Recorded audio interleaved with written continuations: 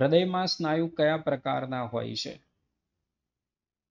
ઈચ્છાવર્તી છે, ઈચ્છાવર્તી તો નથી ભાઈ, અરેખિત.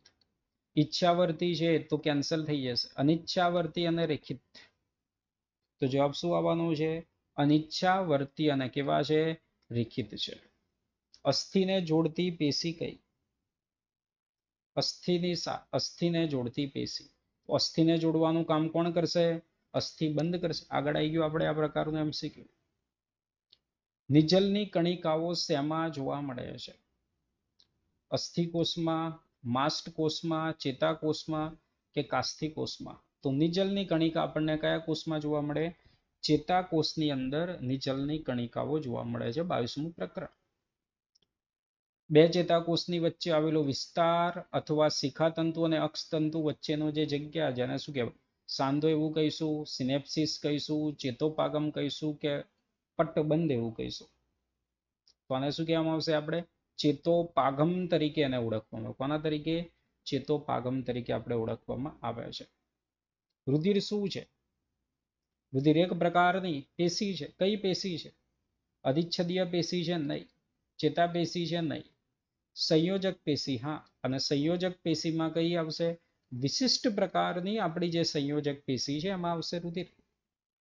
અને રુધિર બાકીની બધી સંયોજક પેશી કરતા પણ જુદી પડે છે. આ ખાસ તમે એમસીક્યુ તમારે અહીંયા યાદ રાખવાનું છે. રુધિર બાકીની પેશી કરતા પણ જુદી પડે છે. રુધિર સિવાયની બધી શું કરે છે? પ્રોટીનનો સ્ત્રાવ કરે.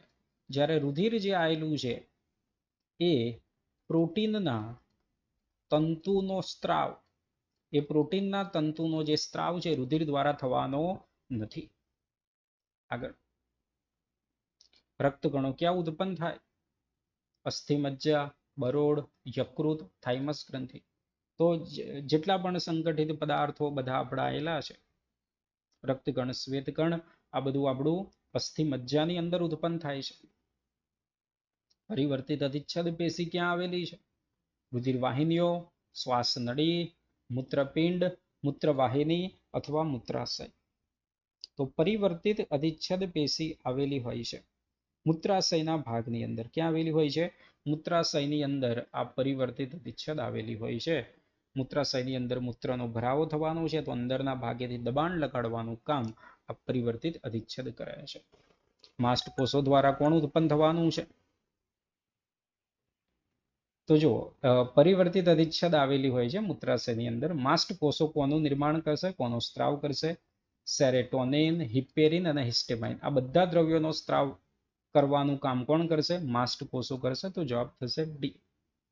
ચરબીનો સંગ્રહ શેમાં થશે?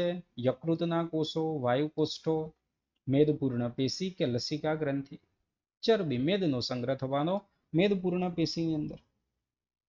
ઊંટની ખૂંદ, ઊંટની ખૂંદની અંદર શું આવેલું છે? તંતુઘટક પેશી, મેદપૂર્ણ પેશી, સ્નાયુ પેશી કે કંકાલ પેશી? તો ઊંટની ખૂંદ એની અંદર ચરબીનો સંગ્રહ થયેલો હોય છે. તો ચરબીનો સંગ્રહ થયેલો હોય એટલે કોણ આવવાનું છે? મેદપૂર્ણ પેશી. કોણ આવશે? મેદપૂર્ણ પેશી. બ્રશ જેવી કિનારી ધરાવતા અધિચ્છદ શેમાં જોવા મળે છે? તો બ્રશ જેવી કિનારી ધરાવતા જે અધિચ્છદ હોય એ શ્વાસ નળીમાં જોવા મળશે, જઠરમાં જોવા મળશે, નાના આંતરડામાં જોવા મળશે કે અંડવાહિની? તો નાના આંતરડામાં જોવા મળશે. અભિશોષણનું કામ થવાનું છે ને ભાઈ, રસાંકુરો, સૂક્ષ્મ રસાંકુરો ને બધું. તો બ્રશ જેવી ઓર્ડર ધરાવતું અધિચ્છદ એ નાના આંતરડાની અંદર છે. ચેતાધાર કોષો, ન્યુરોગિલિયલ કોષો એ શું છે? ચેતાપેશી આપણી જે આવેલી છે એ ચેતાપેશીની અંદર બે પ્રકારના કોષો હતા. એક ચેતાકોષો કે જે સંવેદી છે અને બાકીના આધાર આપતા જે કોષો હતા એ આધાર આપતા કોષો છે ચેતાધાર કોષો. એનું નામ છે ચેતાધાર કોષો. સ્ત્રાવી કોષો, સંવેદી કોષો, બિન સંવેદી આધાર કોષો. તો જવાબ થશે બિન સંવેદી આધાર કોષો. રેખિત સ્નાયુ કઈ રીતે ઓળખાય? રેખિત સ્નાયુ, રેખિત છે એની અંદર આડા પટ્ટા આવેલા હશે એનાથી ખબર પડશે. સાથે સાથે અશાખિત હતું, સાથે સાથે બહુકોષ કેન્દ્રી છે. તો જો નળાકાર રેખિત સાચું પણ શાખિત નહીં આવે. નળાકાર રેખિત સાચું છે, નળાકાર સાચું, રેખિત સાચું છે. એક કોષ કેન્દ્રી નથી, એ તો બહુકોષ કેન્દ્રી છે. આપણને નહીં આવે. ત્રાકાકાર તો નથી. તો નળાકાર, બહુકોષ કેન્દ્રી અને અશાખિત છે. જવાબ થઈ જશે 4. કોલમ 1 કોલમ 2 સાથે યોગ્ય રીતે જોડો. લાદીસમ જે આવેલું છે એ લાદીસમ આપણને કોની અંદર જોવા મળશે? તો રુધિર વાહિનીઓની અંદર આપણને જોવા મળશે લાદીસમ અધિચ્છદ. ઘનાકાર અધિચ્છદ કઈ જોવા મળશે? અંડપિંડની અંદર, શુક્રપિંડની અંદર જોવા મળે. એ સિવાય જે નલિકાઓ છે એમાં પણ જોવા મળે. અને ઘનાકાર અધિચ્છદને આપણે જનન અધિચ્છદ તરીકે પણ આપણે એને ઓળખવામાં આવે છે. ત્યાર પછી સ્તંભાકાર જે અધિચ્છદ છે એ સ્તંભાકાર અધિચ્છદ ક્યાં જોવા મળશે આપણને? તો સ્તંભાકાર અધિચ્છદ જોવા મળશે આંતરગ્રંથિઓ જે આવેલી છે આપણે. પક્ષમલ અધિચ્છદ ક્યાં જોવા મળવાનું છે? શ્વાસવાહિકાઓની અંદર. અને કુટસ્ત્રુત અધિચ્છદ આપ્યું શ્વાસવાહિની અંદર. અમુક બુકમાં આપેલા તમને છે ને અત્યારે જેટલા બુકમાં આપેલા છે એટલે તમારા યાદ રાખવાના છે. આગળ નીચેનામાંથી કઈ જોડ યોગ્ય નથી? ખોટી જોડ કઈ છે? સાચી જોડ નથી. લાદીસમ અધિચ્છદ દેડકાની ત્વચા સાચું છે. સ્તંભાકાર અધિચ્છદ શરીર ગુહાનું અંતસ્તરનું આવરણ કોષ્ઠાવરણ આ ખોટું છે. શરીર દેહ ગુહાનું પરિસ્તર એવું કહેવાય. તો દેહ ગુહાના પરિસ્તરનું નિર્માણ પણ કરતું હોય છે આ લાદીસમ અધિચ્છદ. એટલે બી ખોટું થઈ ગયું. પક્ષમલ અધિચ્છદ શ્વાસ વાહિકાઓમાં છે, ઘનાકાર સ્ત્રુત અને નળીમાં છે, સાચું છે. નીચેનામાંથી કયું વિધાન સાચું છે? ચેતાકોષ બરાબર કોષકાય શિખાતંતુ અક્ષતંતુ ચેતોપાગમ થશે. ચેતાકોષ બરાબર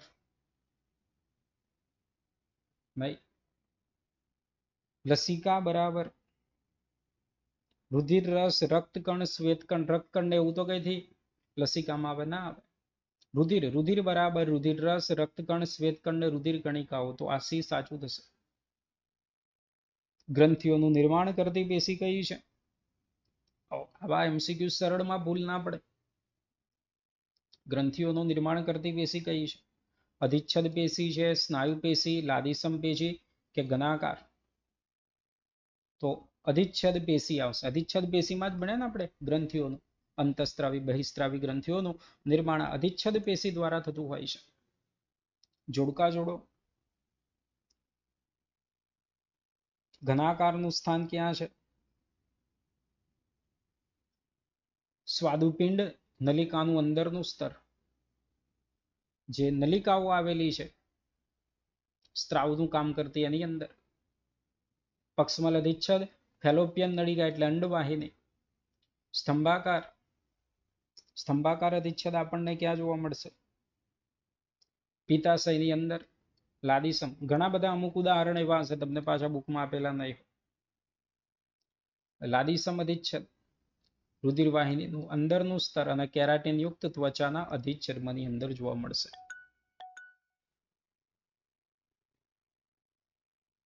કાસ્થિ શેનો પ્રકાર છે? સંયોજક પેશી, અધિચ્છદીય પેશી, કંકાલ પેશી કે સ્નાયુ પેશી? તો કાસ્થિ આપણે કોની અંદર આવે છે ભાઈ? સંયોજક પેશી. વિશિષ્ટ પ્રકારની છે ને સંયોજક પેશી, એની અંદર આવશે કાસ્થિ. સ્નાયુમાં ઓક્સિજનનું સંગ્રહ કરતા લાલ રંગના રંજક દ્રવ્યને શું કહેવાય? હિમોગ્લોબિન, માયોગ્લોબિન, એરિથ્રોપોઇન કે હિમોલિમ્ફ? તો જો હિમોગ્લોબિન તો રક્તકણની અંદર છે, આ નહીં આવે. માયોગ્લોબિન. આપણા જે સ્નાયુ આવેલા છે એ સ્નાયુની અંદર ઓક્સિજનનું સંગ્રહ કરવા માટે લાલ રંગનું રંજક દ્રવ્ય આવેલું છે જેને કહેવામાં આવે છે માયોગ્લોબિન. આપણે આવી ગયું 20મા પ્રકરણમાં હલનચલન પ્રચલનમાં. બે પ્રકારના સ્નાયુ હતા, સફેદ સ્નાયુ, લાલ સ્નાયુ. માયોગ્લોબિનનું પ્રમાણ વધુ, માયોગ્લોબિનનું પ્રમાણ ઓછું. પક્ષમલ અધિચ્છદ કોષો ક્યાં આવેલા હોય છે? આવા એમસીક્યુ વારંવાર પૂછાયેલા છે ભાઈ. એનું સ્થાન બરાબર જોડકાની અંદર ને એમ પણ વારંવાર પૂછાયેલું છે. પિત્ત નળી અને અન્ન નળી, કર્ણકંઠ નળી, જઠરનું અંતસ્તર, ફેલોપિયન નળી અને શ્વાસવાહિકાઓ. તો જો ફેલોપિયન નળી અને શ્વાસવાહિકાઓ આગળ હતું જ આ એમસીક્યુ. એમાં સૂક્ષ્મ લખેલું એટલે આપણે એને ચેક્યું હતું. માત્ર મેં પછી આના ઉપર શ્વાસવાહિકાઓ ઉપર ટીક કર્યું હતું. વંદાના ઉત્સર્જન અંગોની અંદર કોણ આવશે? જ્યોત કોષો, ઉત્સર્ગિકા છે, હરિતપિંડ આવશે, માલ્પિધિયન નલિકાઓ. તો વંદાની અંદર ઉત્સર્જનનું કાર્ય કરવા માટે કોણ આવવાનું છે? માલ્પિધિયન નલિકાઓ આવવાની છે. પણ આના સિવાય બીજું કોણ આપેલું છે કે વંદાની અંદર ઉત્સર્જનનું કાર્ય કરશે? એક તો જો નેફ્રોસાઇટ્સ, આ વિદ્યાર્થીઓ ભૂલી જતા હોય છે. વંદાની અંદર બીજું આ ઉત્સર્જનનું કાર્ય કરવા માટે કોણ આવશે? નેફ્રોસાઇટ્સ. નેફ્રોસાઇટ્સ ઉત્સર્જનનું કામ કરવા માટે મેદ કાયો આપણને આપેલા છે કે ઉત્સર્જનનું કામ કરશે. અને બીજું આપેલું છે યુરિકોજ ગ્રંથિઓ. કઈ ગ્રંથિઓ આપી?